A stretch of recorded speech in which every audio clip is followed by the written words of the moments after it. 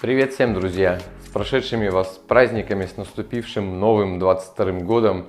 Желаю, чтобы этот год для вас был более продуктивным, чем предыдущий. Всем вам огромной удачи и, конечно, хорошего настроения. Ну а мы продолжаем заниматься ремонтом в нашей квартире, продолжаем делать электрику. В предыдущем видео мы провели подготовительную работу. Если вы вдруг не видели это видео, ссылочка на него будет в описании и сейчас появится в подсказке. А сегодня займемся прокладкой кабелей, будем заводить их в подрозетники, в распределительные коробки и вести все это дело к щитку. Закупился немного электрикой. Провода вот взял для розеток и для света. Щиток. Кучку автоматов, коробки там распределительные. Куча подрозетников. Ну и крепеж всякий для них. Ну еще у нас покупочки уже для ванной комнаты. Купили инсталляцию с подвесным унитазом. Тут вот у стеночки аккуратно сложил ламинат еще один в детскую комнату. Плитку и керамогранит, это у нас на одну стену и на пол пойдет. Такая вот она под дерево. Красивая очень. Каркас с арматурой для ванны. Ну и сама ванна угловая. Так вот тут прикрыл ее, чтобы не пылилась. В общем, куча работ всяких параллельно еще идет, поэтому это смотрите в следующих выпусках. Так, чтобы шпаклевка у нас потом из штроб не вывалилась, не потрескалась. Многие пренебрегают этим моментом, а все равно тут куча пыли скапливается и так далее. Поэтому мы сейчас штробы сначала все пройдем пылесосом, почистим их, а в дальнейшем еще прогрунтуем. Взял вот такую Ceresit ST17, ее буду использовать, и обычный такой садовый распылитель. В общем, пылесосим, все грунтуем, и только после этого будем уже прокладывать наши кабеля. Когда кабеля будем прокладывать, там, соответственно, снова какая-то пыль появится. Еще раз потом, перед тем, как уже шпаклевать все, еще раз будем грунтоваться.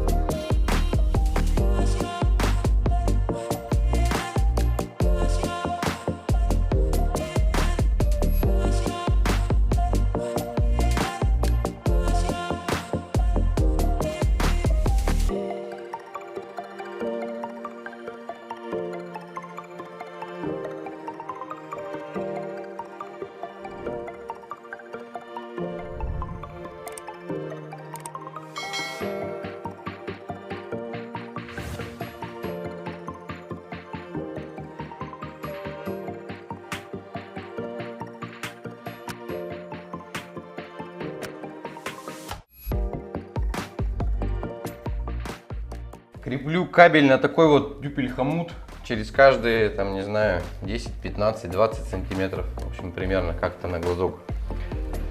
Смотрю, чтобы он лишку не болтался внутри штробы.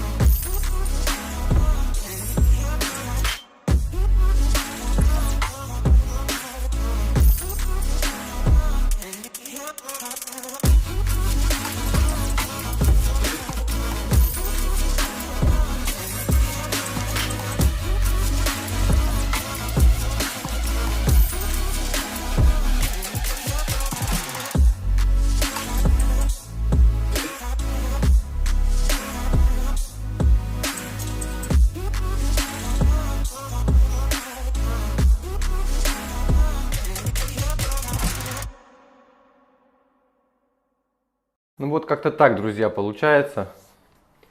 Завел в подрозетники. Это у нас получается на розетке пойдет.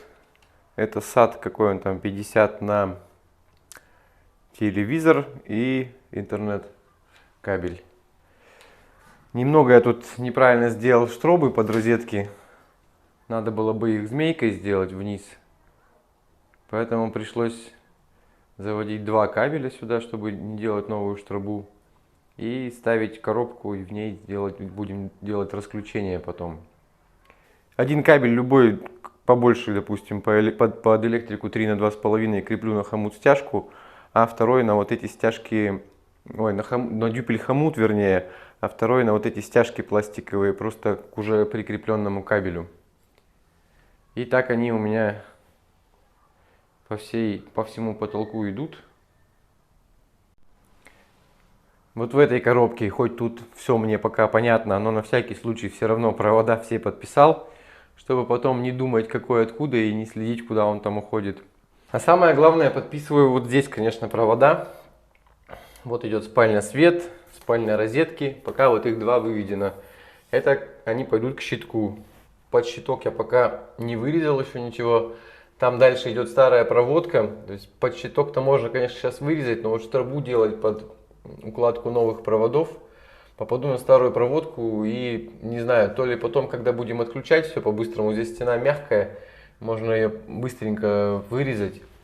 Ну, либо аккуратно дойду где-то примерно вот до, получается, середины, ну, где идет вот подключение старых проводов, а там дальше аккуратно перфоратором, возможно, как-то сделаю.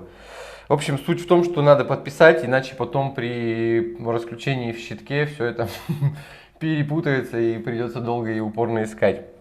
Да, ну и спросил я у знающих людей, мне просто посоветовали сделать от низа щитка выпуск проводов 50 сантиметров. Вот, а вообще до этого где-то я видел, что выпуск рассчитывается как высота самого щитка, какой бы он ни был, плюс диагональ. Все это складывается, получается достаточный выпуск делается для того, что если провод у вас заходит сверху, допустим, и он должен как-то там щиток обойти и подключиться внизу, от этого расстояния выпуска должно хватить. Все, по одну комнату практически я закончил, там осталось два выключателя, по-быстренькому прокинуть и переходим к следующим комнатам. Закончил работу в спальне, все вывел.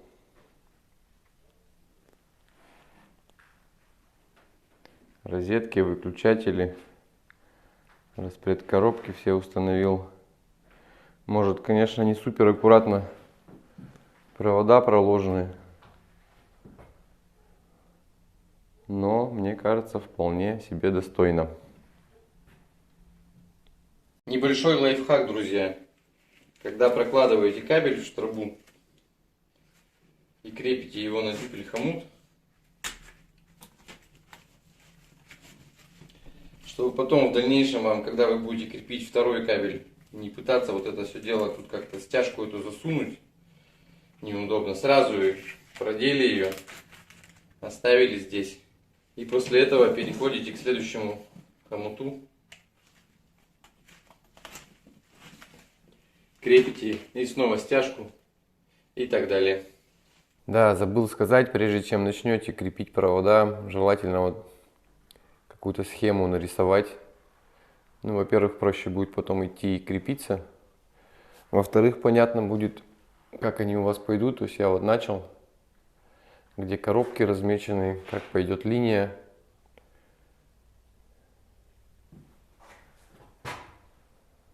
Чтобы потом меньше думать. И пока на этапе чертежа, грубо говоря, у вас есть возможность что-то переделать, чем потом провода перекидывать, там еще что-то переделывать. То есть проще перерисовать, чем заново бурить отверстие в потолке.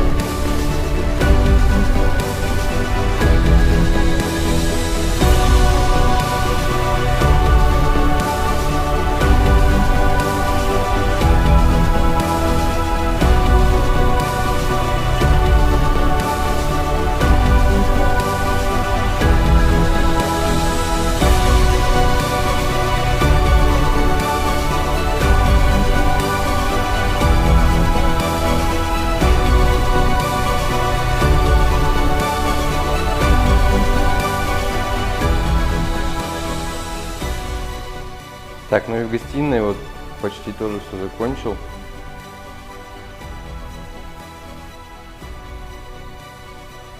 Тут у нас розетки идут отдельно. Осталось немного вот здесь вот выключателей проложить проводку и слаботочку дотянуть до конца. Все, дальше перехожу к кухне, потом детская, потом санузел уже и коридор. В общем-то, друзья, работа по прокладке кабелей, ну, не особо тяжелая физически. Скорее, такая монотонная, нудная. Если особенно вы хотите, чтобы это как-то эстетично выглядело, то, соответственно, вам это все надо где-то отметить. Ну, самое тяжелое, наверное, бурить отверстие в бетоне. А так, в целом, все нормально. Главное иметь какую-нибудь вот, я в обзоре показывал вот эту сумочку однажды, ссылочку на нее, меня тут, наверное, не видно, в общем, ссылочку на нее оставлю в описании. Ну или какую-то другую, неважно, чтобы все было под рукой, чтобы с лестницы туда-сюда не лазить. В целом, когда все просверлили, забурили отверстие, остается, по сути, закрепить хотя бы одну линию, а к ней уже на хомуты пластиковые крепить вторую.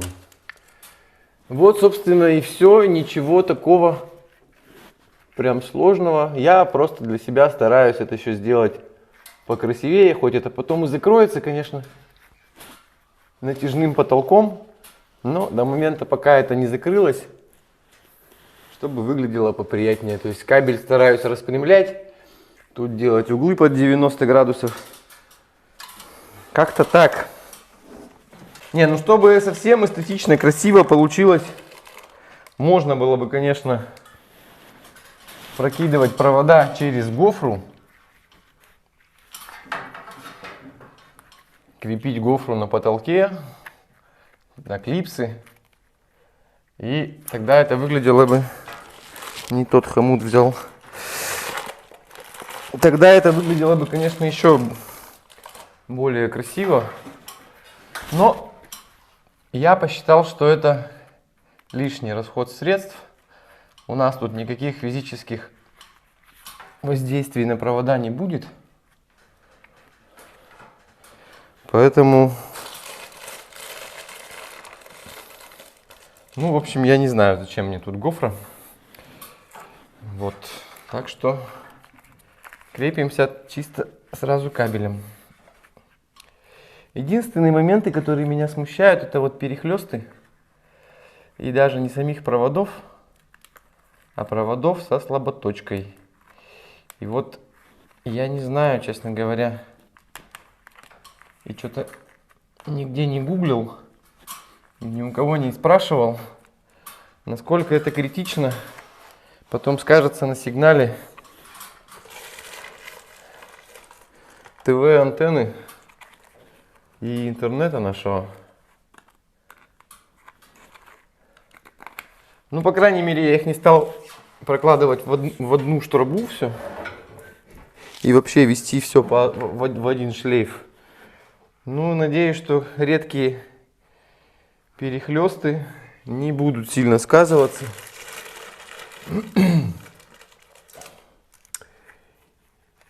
И наш сигнал не пострадает. В общем, я заканчиваю уже практически. Осталась детская. Ну, из самых больших. То есть вот последнюю. Вот эта линия, линия света осталась от детской. К ней дальше сюда же уже на стяжке подцепим кладовку и останется ванна. Но там стробиться нам не надо. Крепить провода пока я тоже в основном не буду, потому что только одна у нас розетка там идет скрытая, она будет под зеркало, а остальные розетки все уйдут в короба, поэтому там провода крепить пока не будем, мы их по потолку просто я их выведу, оставлю так, и потом уже когда будет короб, сделаю, соответственно, их в коробе закреплю, и на этом Ну, вернее, с электрикой сейчас на этом будет все. В следующей части вы увидите уже, как это будет все расключаться в нашем щите. Какое оборудование мы для этого купили и так далее. Все, кстати, всю электрику я покупаю в компании ETM.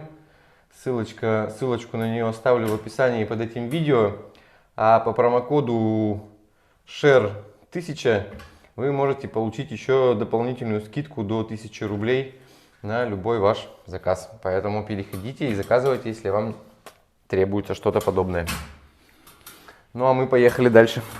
По совету профессиональных электриков использую вот такие зеленые подрозетники от компании Schneider. Очень такие они хорошие, мягенькие, не ломаются лишний раз там где-то. Очень хорошо соединяются между собой. Раз, так защелкнулись и готово. И что самое главное для меня, как выяснилось в процессе, вот эти заглушки, где мы пропускаем потом провода, очень легко от руки выламываются вот так вот пальчиком и все. В отличие вот от такого подрозетника, не помню я, что за производитель, в общем, пришлось мне по необходимости купить его, потому что глубина у меня в одном месте не позволяла поставить вот такой стандартный, то есть этот 45-й, а это 40-й. И у него вот эти заглушки, ну, я не знаю, какое усилие тут надо приложить, чтобы их выломать. В итоге, получается, нужно использовать нож, ну, либо кусачки какие-то мелкие, чтобы каждую заглушку вот эту убирать. Соответственно, если их много, их соединять между собой там и так далее, все это дело надо вырезать ножом. Я представляю, сколько бы я потратил времени, если бы я купил все вот такие подрозетники, это было бы просто ужас. Поэтому, если есть у вас возможность с кем проконсультироваться, лучше это сделать.